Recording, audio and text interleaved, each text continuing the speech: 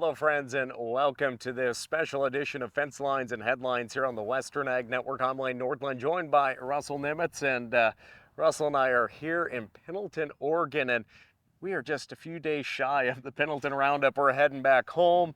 About 70,000 plus people will be attending this year's event, but we're on the road this week for the Public Lands Council annual meeting. Yeah, and what a great week it has been, joining public lands ranchers from across the West here in Pendleton, Oregon. I must say, this is actually my first time in Pendleton, Oregon, and the convention center where we did most of our work was literally just outside the grounds of the world famous Pendleton Roundup, which you just mentioned gets underway here in just a short day or so. Well, and obviously our viewers can see the famous Pendleton Woolen Mills right behind us here. That was probably our second stop after stopping to have lunch and get a beer.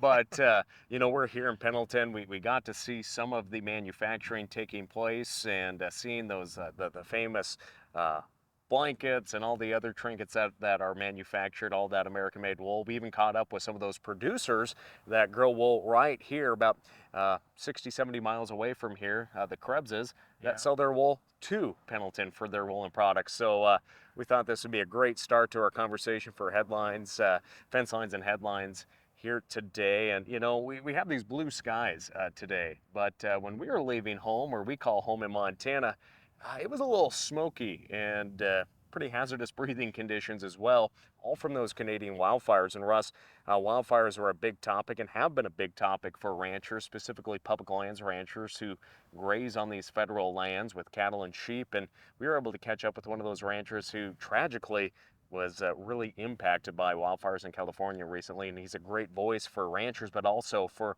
forest management as well. Yeah, that's right. I mean, California cattleman Dave Daley and his family unfortunately lost a lot of livestock and a lot of their land in a devastating wildfire in 2020. And here in Pendleton this week, we had the chance to catch up with him and visit about his recent testimony during that field hearing, which was actually held at Yosemite National Park. And we talked with Dave about his message to those members of Congress on that powerful House Natural Resources Committee, and as you mentioned, how livestock, both cattle and sheep, can really help minimize catastrophic wildfires in the future. Well, unfortunately, wildfires have become an all too common reality these days on our western landscapes, and wildfires were certainly a big topic up for discussion at this year's Public Lands Council annual meeting underway in Pendleton, Oregon. Now, joining us is a friend of ours from California, cattleman Dave Daley, who knows the subject of wildfire inside and out. And before we talk about what you guys talked about here in Pendleton this week, let's talk about a recent field hearing that you participated in back home in California regarding this important topic. It is a challenge. You know, we've been dealing with this personally for 3 years when we lost most of our cattle and our public lands and some private lands to a major fire. So it's pretty important issue to me and my family. But what I was recently asked to do was testify to the Natural Resources Committee. It was a field hearing in Yosemite National Park. Those of you who have ever seen it, it's a spectacular jewel that needs to be protected. But all landscapes need to be thought of the way people think of Yosemite National Park and the difference it made. I appreciated the committee inviting me there to talk about this complex issue. It's not simple, but we all know that we have to have solutions. 4 million acres burnt in California 2 years ago, 4 million before that, 2 million last year, 38 million across the western U.S. Catastrophic wildfire is something that doesn't just affect cattlemen, doesn't just affect public lands users, it's all citizens. And we're seeing in California, I'm sure other states are as well, people starting to lose their insurance, people who their communities are threatened. I think what we need to do as public lands users and as cattlemen is think about this in a broader context, because there's people out there who are just as concerned as we are, and that's rapidly changing. We have to do a better job of explaining to them what we need to do on the landscape. So what were some of those examples of doing just that you were able to deliver to those members of Congress? I think one of the things we need to do is recognize that we're going to have to build coalitions. Cattlemen aren't going to take this anywhere. We've got to talk to people who are also at risk.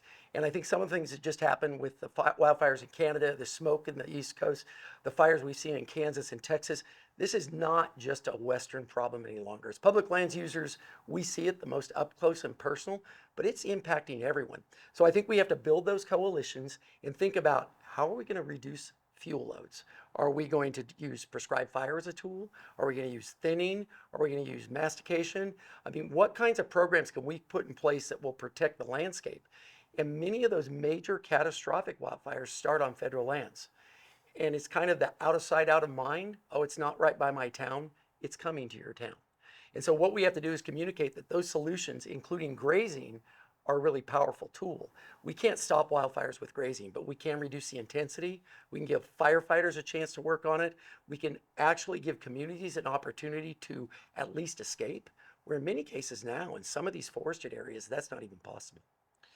Yeah, that's a scary reality. I think I read in your testimony too, you told those members of Congress during that recent field hearing, we can even use the Farm Bill and some of the titles within the forestry part of the Farm Bill to help accomplish this and actually get more sheep, get more cattle into our national forests and help avoid these catastrophic wildfires. I think we have a real opportunity. I think people are starting to listen, but as you well know, Washington's a complex landscape. It's not simple to get done what to us might make common sense. I think what we have to do, and I would encourage most of your people who listen to this are going to be ag producers, we have to reach out to people who don't always think like us, and that's not our strong suit. So we have to find people who get that this is a problem and that we can be part of the solution rather than part of the problem. I mean, we're a little bit out of sight, out of mind, and we like it that way. In this issue, we can't be out of sight, out of mind. We have to be at the forefront of the discussion of being part of the solution for some of these major fires. So what were some of the discussions here in Pendleton this week at the Public Lands Council's annual meeting on wildfire? You actually chair a PLC committee, which this topic was talked about. Yeah, we just finished that committee and we didn't have enough time. Honestly, that is such a complex subject. And one of the things that I think we all forget, including me, is we think about this from the perspective. I'm in the Sierra Nevada mountains with our summer ground forest service. It's a steep conifer forest. I'm crossing sagebrush in Nevada or open rangeland here in Oregon. We all think the solution just fits us. We have to get people to think of this ecosystem specific. There's places prescribed fire is going to work really well. There's places it's very dangerous. There's places we need more cattle and more sheep. What we have to do is get people to realize this is a solution that we can get towards, but I'm afraid we're going to have to push with a concerted voice. And what we tend to do is want to make enemies of people who don't think like us. Oh, they're extreme environmentalists. Well, sometimes we can be, I think there's a huge opportunity with the indigenous people. I mean, they use fire as tools for millennia, right? Mm-hmm. And if we can say they're part of our coalition, all of a sudden it changes. It's cowboys, I won't say in Indians, it's cowboys and Native Americans together. What a powerful opportunity to say fire's something we need to do differently. You know, talk about the feelings of going through something catastrophic as a wildfire and watching your heart and soul, your family's legacy just go up in flames. That's a tough one, right? The interesting thing though is we lost a lot, but in the same community, the Camp Fire a year before killed almost 100 people. And in my fire, it destroyed a little town of Berry Creek and killed 14 in the fire that I call my personal fire, although it was not mine. And so those things still echo with us. We try and take our camping trip. You camp in the ash and soot because you always did, because that's what you're supposed to do, but it's not the same place. It will not be the same landscape. You hope my grandkids will see a landscape that's not so devastating, but at the same time, it's a reminder of resilience.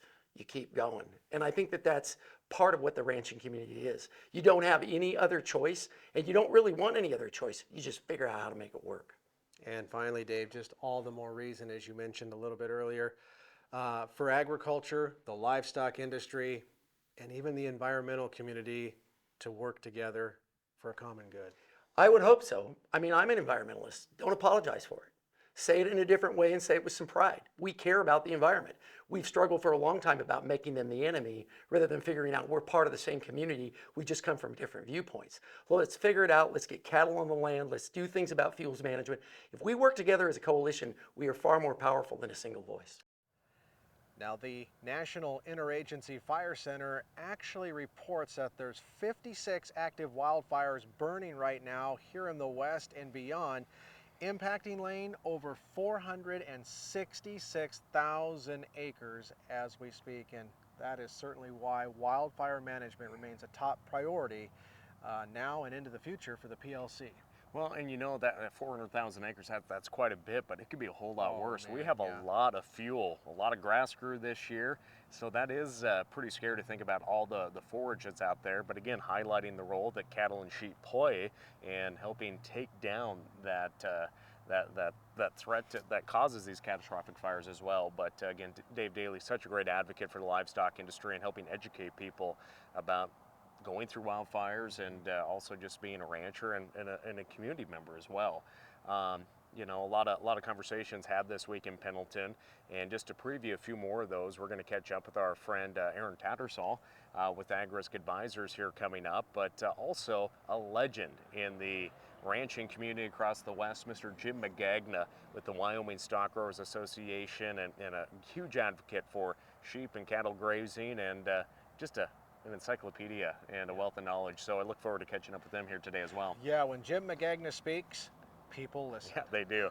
Well, we're going to be back here from Pendleton on Fencelines and Headlines, but first, these messages from Ag Risk Advisors. Ready for a real PRF partner? He was willing to track us for a year and provide that data back to us for a year. That's a guy making a pretty big investment. At Ag Risk Advisors, this isn't our first rodeo. We are one of the most experienced in pasture rangeland forage. Honesty, commitment, trust. Many companies use these words. At Ag Risk Advisors, we earn them.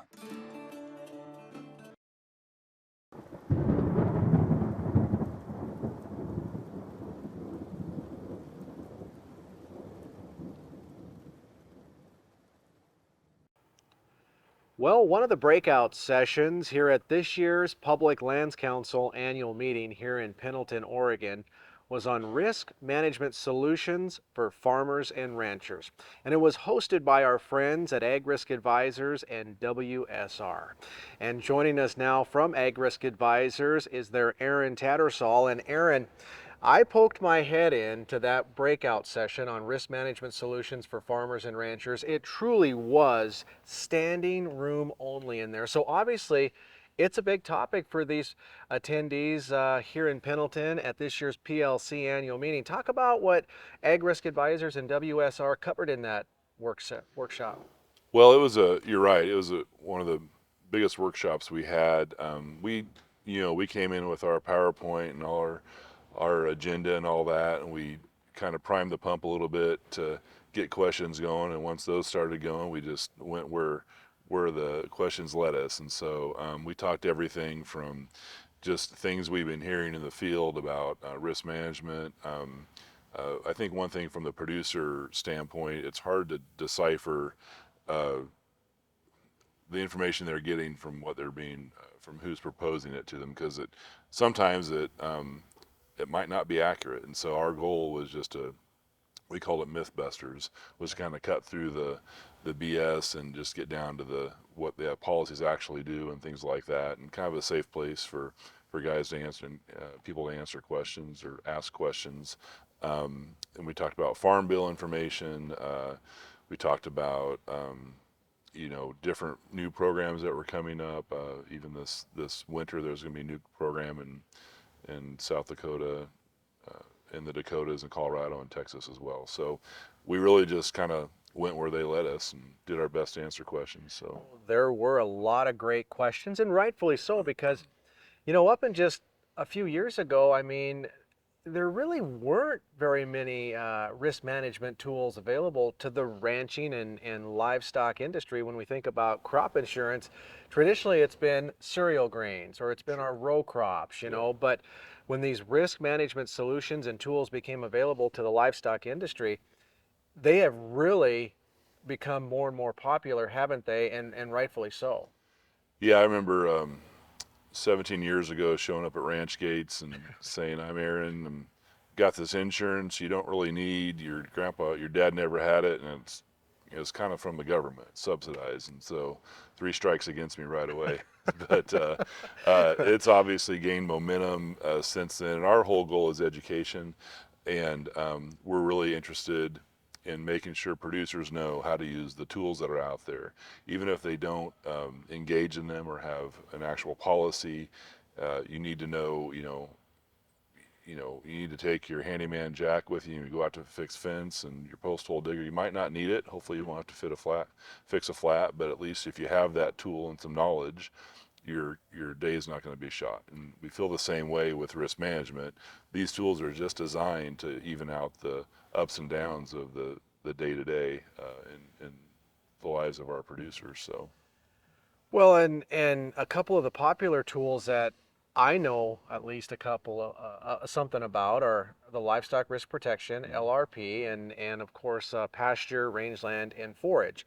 And we can't really control what Mother Nature does, and we certainly can't really control what the markets are doing. And both of these tools, I mean, can help livestock producers manage their risk a little bit from Mother Nature and the uncertainties from the markets. That's right. Yeah, you can finally, we call it penciling out the weather. Finally, you can put a pencil to the weather in the rain insurance, the pasture, rangeland, forage coverage. It's been a pretty good year for most of the West. I don't know. We cover a lot of territory, and there hasn't been a really devastating dry area. I know there's obviously been pockets and things, but a lot of our folks who have premium come and do, or I've talked to, and they're much more willing to pay this premium than versus the hay bill they had last year. Yeah. So that's the trade-off. And the nice thing about livestock risk protection is it's very flexible for a producer. You can do it on a per head basis. It's subsidized. It's inexpensive. Thankfully, the market's been going straight up, and we're happy for that. But you can still make a little money on your calves after you pay some insurance, this year. So, and even next year, there's an opportunity to lock in next year's calf crop with some of the changes they've made in livestock risk protection. So how do producers go about, getting signed up for one of your your risk management tools that are available for the livestock industry specifically? So first of all, it's important for us to not pressure producers. They can take us for a test drive without any financial commitment. So, and usually a lot of people will do that for a year or two, and then decide to enroll. But the pasture, rangeland, forage deadline is December 1st for 2024. You've got to decide your coverages by December 1st for all of next year. And then livestock risk protection, you can sign up at any time. If you don't have that policy set up, there's no cost or commitment to have at least a policy. And then if you want to implement some coverages on your calves, you can do that later, and that's when the premium comes. So we've got PRF advisors, we've got LRP advisors. They're both educational sites. I always love to talk to producers, but sometimes that's a less painful way to, if someone wants to self-serve and watch our educational videos on how these programs work, that's a great start. But as far as signing up, yeah, just give us a call, and we'll need to collect a little information and either come out to see you or figure out a way to connect at some point. Aaron, you mentioned some new tools available for some select states. Remind us what those states are again, and I guess what the new tools you guys will be offering producers in those areas. Yeah, so the one that's coming out, I believe it's going to be 1st of December deadline for 2024 coverage, is something that's called weaned calf risk protection. It's only going to be available in the Dakotas, Colorado, Kansas, and Texas, I believe. I might have that off. But the program's akin to a corn or wheat producer who has a revenue guarantee at the first of the year when they plant or whenever they plant, and then another guarantee at harvest. And so there's ways they're doing that through through this wean calf revenue, and so it's going to be a new opportunity, but there's going to be more and more coming out. I think over time, like I said, I had 3 strikes against me, showing up at ranch gates a long time ago. But these tools have gotten a lot more momentum, a lot more mainstream, and more people are talking about them. So that's only good for the industry. And we were talking last night with some producers. It's having this risk management portion of their operation figured out really allows for some creative space and some time to do other stuff. Everyone's busy, and it only seems to get busier. So that's our goal at AgRisk and WSR as well, is just to be that team player on your bench for these producers to handle the risk management portion of your operation. Well, and I think one of the questions too during the breakout session here in Pendleton had to do with the Farm Bill, and of course, holding members of Congress's feet to the fire as we head into a huge 2024 presidential election year, and that's making sure we get a Farm Bill passed sooner and later, because the crop insurance title does impact what you're trying to do and help serve America's livestock industry. That's right. When I first started this business, someone told me that my job was dependent on the Farm Bill passing because the crop insurance was part of that. And so, but it's been great.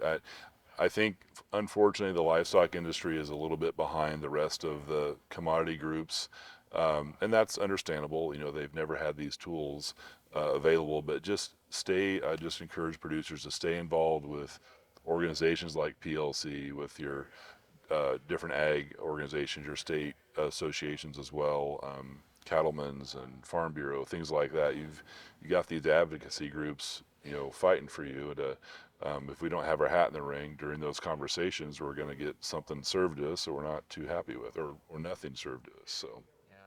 That is for sure. Hey, before I let you out of the hot seat, anything else you want to pass along to farmers and ranchers in your area of expertise? I think the biggest thing is just understanding your tools, understanding the tools out there. Like I said, you don't have to commit to them. We're happy to test drive them with you. It's really important for us to make sure that producers are comfortable with what they're getting into. We set the right expectations, and it's so you're not in the middle of a wreck, when you have to use this. It used to be you could put a hard day's work in and expect to make a profit, but these days that's not possible with the markets and weather. And so you really need to have use these tools, these risk management tools, as a foundation for your operation to make that profit. Well said. Hey, Aaron, thank you so much for joining us. Thank you, Russell. Again, we've been visiting with Aaron Tattersall with AgRisk Advisors, one of this year's presenters here at the Public Lands Council's annual meeting in Pendleton, Oregon, on risk management solutions and tools that are available for America's farmers and ranchers. And for more details and for more information, you can visit them online at agriskadvisors.com. When it comes to the beef business, there's no room for gray area. The decisions being made in Washington affect the future of the beef industry, the livelihood of your fellow farmers and ranchers. Your National Cattlemen's Beef Association knows there's what benefits cattlemen and there's what doesn't. Visit ncba.org to learn more. Welcome back to Fencelines and Headlines as Lane Nordland and I continue our coverage from here in Pendleton, Oregon, this year's host city of the 55th Annual Public Lands Council annual meeting. And Lane, it's always so much fun really to catch up with fellow producers from all over America. This meeting in particular, public lands ranchers primarily from the West, and the West was certainly well represented. And it's also fun to catch up with some of those legends in the livestock industry, one of which you had the opportunity to speak with. Yeah, everybody, as you mentioned earlier in the show, everybody listens when Jim Magagna talks. Of course, the Executive Vice President of the Wyoming Stock Growers Association. And we really didn't even have enough time to really break the surface with Jim, but he just shared a brief overview of his role in agriculture, livestock production, and being a voice and advocate for so many farmers and ranchers, not only in Wyoming, but across the West. As we continue to have our conversations on the road this week from Pendleton, Oregon, at the 55th National Public Lands Council annual meeting, we've been catching up with industry leaders from across the nation. Joining us now is Mr. Jim Magagna, Executive Vice President of the Wyoming Stock Growers, and a face and name known to many across the West, specifically on issues impacting cattle and sheep producers who graze on federal lands. And Jim, as we come here in Pendleton, what's it like? Have you spent a lot of time out in this country before? Or, Well, I really haven't. The only time that I remember certainly I was out here was for this same event. The National Public Lands Council met here, I believe, about 13 years ago, and I certainly was at that meeting. Well, as folks know, some may know you just from your role at the Wyoming Stock Growers Association, or the role you play at Public Lands Council meetings, but you've been very, very active, not only on that advocacy front within associations, but you're also a producer, and you've served roles as a leader, not just in an executive position, but with the American Sheep Industry Association and also the Public Lands Council. I guess, how did you get your start or stay in agriculture from being a young person in ag and continuing on here today? Well, I got my start, I guess, from the time I was 3 years old out with my dad, and he had a sheep operation that had been started by his dad in 1907, and then at a relatively young age, I was still a junior in college when my dad passed away, and I ended up with a sheep ranch, and that was my love, and I devoted myself for quite a number of years, about a decade, strictly to 24/7 being a rancher. And then I was enticed to get a little bit involved initially in the Wyoming Wool Growers Association. One thing led to another. I spent time as the president of the National Public Lands Council, followed that with being president of the American Sheep Industry Association, and then moved on to other things, but always keeping those ties. So I had that balance of being a rancher and being involved in policy work. Today, I still have my ranch. I basically lease it out for grazing. I don't maintain my own livestock to speak of anymore, but I think that balance is so important. The people I've interacted with in this industry throughout the years, those who have those ties to the land are the people who really understand, whether it's political issues, grazing issues, whatever they are, they have that drive and that commitment and that spirit that is so important to managing our natural resources. Now, what you didn't mention either, though, is that you also went to law school during all this. I guess, was that difficult, though, knowing that you had a ranch to run too, but also putting your studies as a top priority as well? Well, what was that like, I guess? I felt as I was preparing, as far as I was concerned, just to come back and be a rancher. But I thought, you know, what I need to know about running the ranch out on the ground, I've probably learned that, but it's a business. And what I can learn that would help me, I had an undergraduate degree in business administration, a law degree, that those will help me to be a more successful rancher. And if I fail, I've got something to fall back on. I say to this day that I think I'm the only person who ever graduated from Stanford Law School that when they said, what is your ambition after graduation? And they wanted to be judges, they wanted to be in law firms, this and that. I said my ambition is to be a sheep herder. And that's never changed. Well, and you know, you look at that though, how has having that law degree helped though in your understanding of drafting policy for organizations like PLC, ASI, Wyoming Stock Growers, or NCBA, but also understanding briefs or lawsuits that maybe come up that impact the livestock industry across the West? It's been extremely helpful to me, even though I don't practice law, so to speak, and certainly not in the technical sense, but I use that law degree in virtually everything I do, in policy work and in looking at litigation. Unfortunately, most unfortunately, litigation has become so much more a part of our industry on a daily basis, not because it's something we want, but it's because of some of our adversaries have forced us into it. So it's been very helpful in that respect.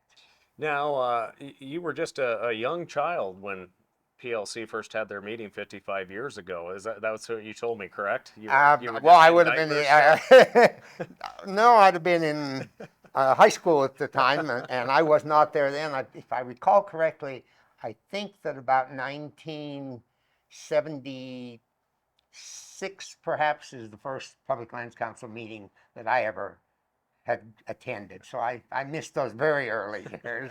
I haven't missed too many since. I've had about a 3-year period that I served as in government, state government, as director of the Office of State Lands and Investments. And for that time, I divorced myself from these industry groups, but didn't take me long to realize government was not where I wanted my future. So I got back out of that and became immediately engaged again with PLC and others. So I guess in your involvement from your first meeting there in the mid-70s coming to the Public Lands Council, what are some of the issues that really stuck out there in the 70s and 80s that could be detrimental to the livestock industry, especially federal lands grazing? And what are some of those issues that are still around, and what are some of the ones that have also been championed? And also, I think in the 90s, that was a big time for a lot of complications in federal lands grazing. But I guess what issues do we get taken care of and triumph on, and what ones are still kind of sticking around? I think you're asking for the impossible issues we got taken care of. Most of the issues that started back then are still there today. Shortly after I got engaged is when FLPMA, the Federal Land Policy Management Act, was passed. That presented challenge to us that we're still dealing with. I mean, right today, when we talk about the latest BLM proposal on conservation leasing, it brings that act into place. The Endangered Species Act, those all came in that time frame. So I don't know that we solved many issues. One of the ones that I know I was heavily involved in the time I was in PLC leadership and was the grazing fee. And we were successful in passing the PREA formula, and then with the help of President Reagan, we put something into place, and that's held to this day. And it somewhat surprises me that it's held this well, but so far that's not become an issue. And frankly, it concerns me somewhat, because I think there are certain radical groups out there today that don't care what our fee is because they just want us off the land. They're not trying to make us pay more. Well, and I guess you look at the 90s there too, where there was an administration that truly did not, or at least an interior secretary that wanted livestock grazers off of lands. I guess what was that Babbitt period like for those of us that weren't in the business at that time? Well, that was a challenging period, and you know, I mentioned the grazing fees, and I still recall sitting in an office with Secretary Babbitt, the two of us sitting together, and he made a commitment to me. He said, well, I'm not going to say I won't raise the grazing fees, but I won't do it without letting you know in advance. And within a year, he raised the grazing fees, and I didn't get that advance notice. Well, and you know, one thing about it though, Jim, is you understand the importance of producers being involved and taking time away from their operations. And we talked about some of those issues, FLPMA, ESA, the grazing issues during the 1990s, and now we have the BLM conservation rule that could really impact producers in terms of what lands could be under those conservation leases. But how important is it for folks just to be involved, whether that is paying dues, going to a local meeting or a state meeting? Because obviously if PLC hadn't been around for that 55-year period, these issues could have taken over and they could have outpriced that grazing fee. Well, having strong organizations is critical, and obviously they need the financial support of the producers. But I think that alone today is not enough, given so much of the public that's engaged. You know, it's no longer our business, it's everyone's business. And with modern communications and everything, in addition to supporting strong organizations, it's increasingly important that individual producers have a voice and they speak up with that voice, because unfortunately a lot of this is just counting ballots, so to speak, counting how many people commented in favor of something versus how many commented against it. And our industry, because our people are busy out earning a living and taking care of the land and their livestock every day, we come in on the short end of that most times. Well, you know, Jim, it's a busy time here at the Public Lands Council meeting, but anything else that you would just like to talk about issue-wise, or just what maybe Wyoming stock growers is up to on that front, and issues that they may be battling or maybe assisting other states on? Well, certainly we have our state issues as well, and we're very engaged in those. Management of state trust lands has been a big issue that's occupied a tremendous amount of my time in the past 2 years. We've made some good progress there, I believe, but looking at the national level, which is why we're here, I mean, we see the conservation leasing and expansion of various critical environmental concern. That comes right back home in southwestern Wyoming. The Rock Springs BLM district, which is where my ranch is located, just came out 10 days ago with a proposed resource management plan, which has been 12 years in the making, cost $8.9 million, they proudly advertise, and it's already doing these things.